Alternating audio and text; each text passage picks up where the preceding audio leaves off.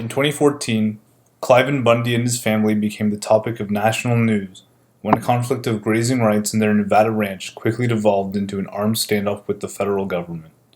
The Bundys' justification of their actions was deeply rooted in their religious ideals, specifically the role that religion has on the origins and interpretation of the United States Constitution.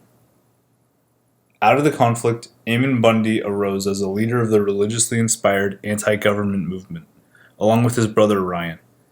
According to the Idaho State Journal, Bundy considers himself and his brothers to be high priests of the Church of the Latter-day Saints, who are destined to do battle with the other high priests, who he believes have infiltrated the United States government. And since the 2014 standoff in Nevada, the Bundys' battles have garnered massive media attention. I first became aware of the Bundys' actions in 2016 through the coverage of their occupation of the Malheur Wildlife Refuge in Oregon. The Wildlife Refuge, which is managed by the Bureau of Land Management, was under siege for 40 days by the Bundy-led militia. Public and federally managed lands play a crucial role in the Bundys' philosophy. Believing that the Constitution is a divinely inspired document, Bundy views federal lands as sacred. Yet, despite the theo-constitutional basis of Bundy's philosophy, he selectively cites the document in order to justify his actions. Bundy exists on the extremist fringes of Mormonism. Bundy has claimed that his family was instructed to graze cattle in Nevada by Brigham Young himself. As mentioned before, Bundy believes that the Constitution is a divinely inspired document, and similarly to other sacred texts, his specific interpretation is the basis for his defensive action. Bundy's argument against the federal government is that the executive branch has overstepped its constitutional authority, and in doing so, federal land managers such as the Bureau of Land Management and the Forest Service have infringed upon the God-given rights imbued upon Americans by the Constitution.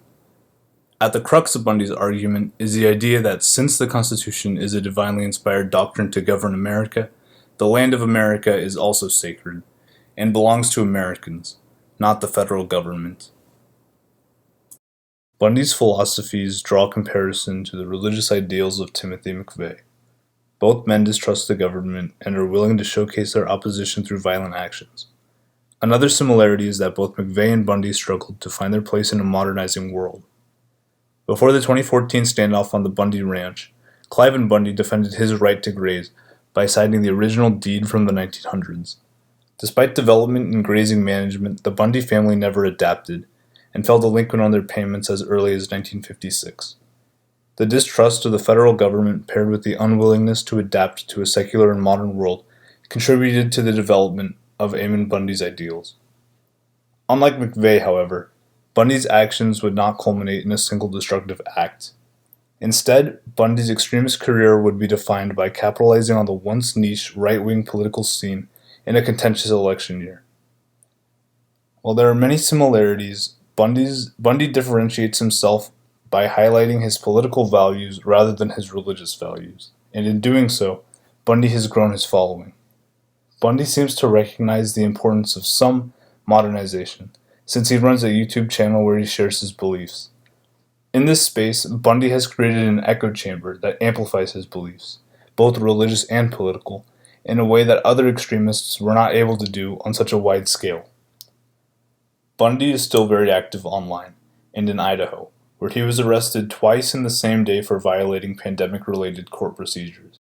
Bundy's group shares similarities with other extremist conservative groups, and while these groups emphasize Christian American values from a golden age, Bundy's religious beliefs seek to abolish American institutions in favor of an individualistic, theo-constitutionalist society. As the political division in the United States continues to grow, Bundy's philosophies continue to gather support. And with his followers at his back, it is clear that Ammon Bundy may be positioned for further involvement in conflict in the future.